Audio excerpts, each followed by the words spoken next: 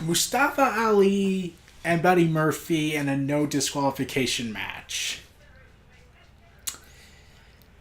Okay, what's the best way to describe this? I probably would be doing spit takes for every single crazy move that was done in this match because it was awesome. This match was awesome. Everything about it was awesome.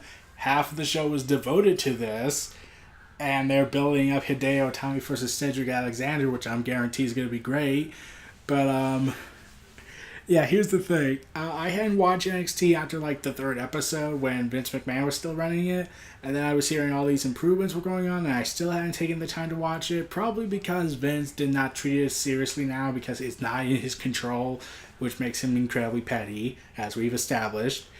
But I was curious to see, like, I heard the praises for Buddy Murphy versus Cedric Alexander for the Cruiserweight title that happened a few weeks ago, back in May, I think. I'll cover that eventually when I get done watching that match. Then I heard about this praise going on with Mustafa Ali and Buddy Murphy in their no disqualification match. So I said, you know what? I got no videos playing else. I'm like, I can do gameplay videos, but I wanted to try this out. So, yeah, I went ahead and checked it out. This was given, however, half of the show, and this is a 50-minute show at best. Oh dear God, this match was awesome. There's really no way to describe it. Like, there was just so many great moments in this. And this was Buddy Murphy's. And here's the thing. Buddy Murphy, back in NXT, he was pretty much known in the tag team division. Blake, I think. I can't remember his other name. I can't remember his other first name that was given to him. But I watched this, and then I watched him in NXT, his past matches, and then I was thinking, why didn't they let him do this? He would have been a great NXT champion. Like, yeah, he would have been a phenomenal NXT champion if they gave him the run with it. He would have done well. I think that he was, like, you can make the argument he probably wasn't ready for NXT position yet, for the NXT title yet, because he was still running the ropes and whatnot. But when he got promoted to 205 Live and with Triple H on board in it, and then it created a position, I was like, well, he's going to get much bigger opportunities. Well, in the Triple H world at least. And, oh my God, they killed it in this match. Like, given that amount of time they were given, they had to get killed in this match. Literally, I will look back on the NXT when Vince McMahon was running it, when they had Enzo Amore, which is cringeworthy. But I look at this one and I'm just thinking, you shouldn't call it WWE 205 Live. It should just be called NXT 205. That's really what this is NXT 205. If NXT is for the UK wrestlers, and I dream for NXT with Japan and Mexico, yeah, I'm hoping they do that. And NXT is the place for all NXTs to come together. Then make 205 Live NXT 205. That makes it much more appealing for people and gives them more incentive to watch it more. Because I think since that 205 Live still hasn't been doing well in the viewership I've been hearing, that I think is stemming from all the damage that Vince McMahon gave it to the Cruiserweights. So, yeah, Triple H was left with damaged goods and he had to fix it. And from what I'm seeing, he's fixing it. He invited the UK wrestlers to come in and be part of that tournament. And, yeah, and this match was on fire. Every moment on here, I could not help it. Like, I had to stop watching it bits and pieces a little bit because, luckily, since this is the WWE Network and they saved my spot where I was watching it at, that makes it easier since I had other things to do since I'm on vacation. But I really enjoyed this match. Like, they didn't go for the, like, Buddy Murphy, he's mixing the brawler with the cruiserweight style wrestling, like he's doing high flying moves while also acting like a brawler, which is kind of awesome. And then we get that scene where he uses the steel steps to, when Mustafa Ali uses the steel steps as a superplex off the top rope as his extension, and I was like, I don't recall this being seen anywhere else. So, yeah. This match has been awesome. It's doing so great. It's back and forth. And it's not really being... And, like... there were so many times I didn't care which guy won.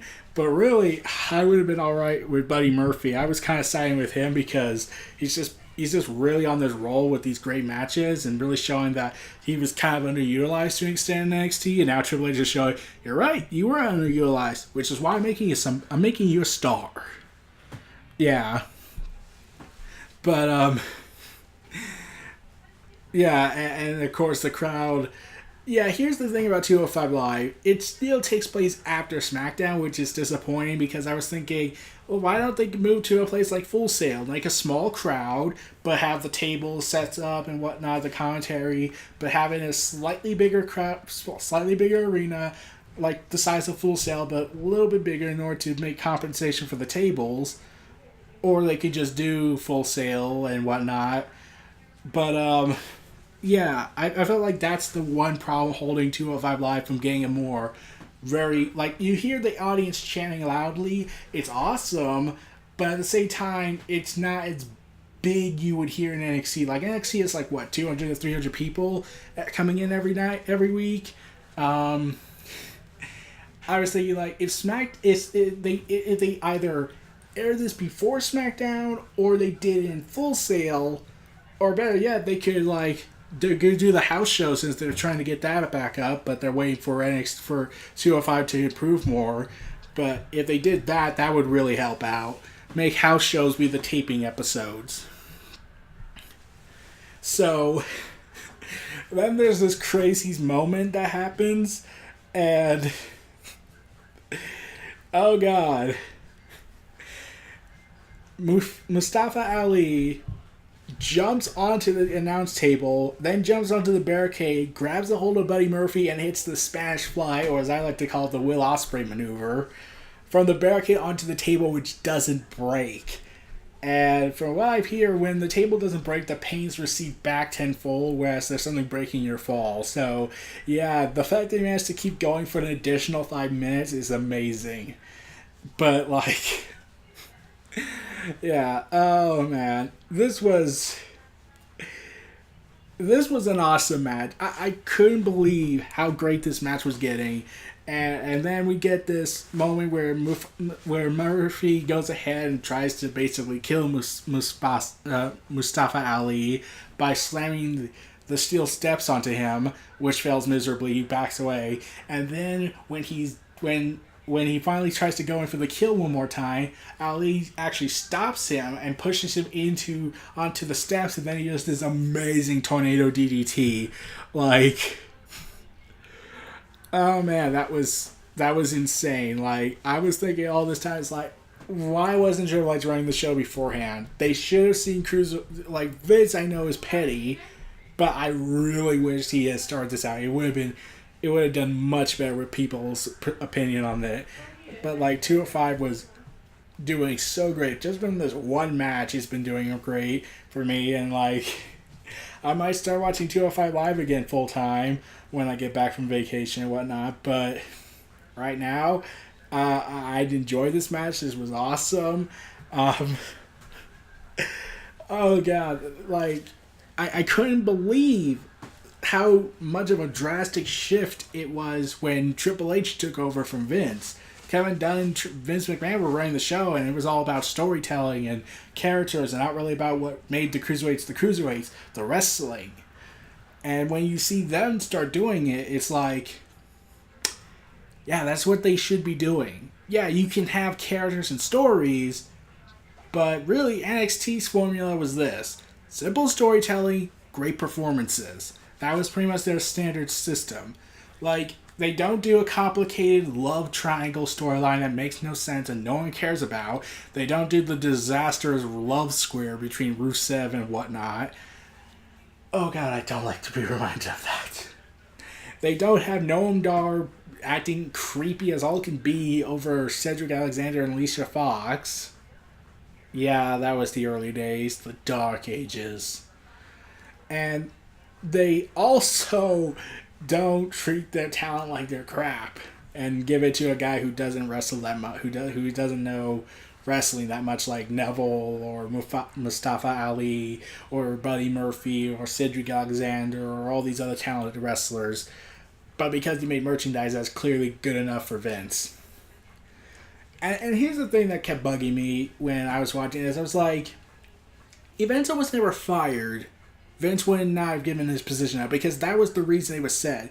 Vince McMahon gave up 205 Live because his moneymaker, Enzo Amore, was gone, so he felt like, well, I have no use for this show for me.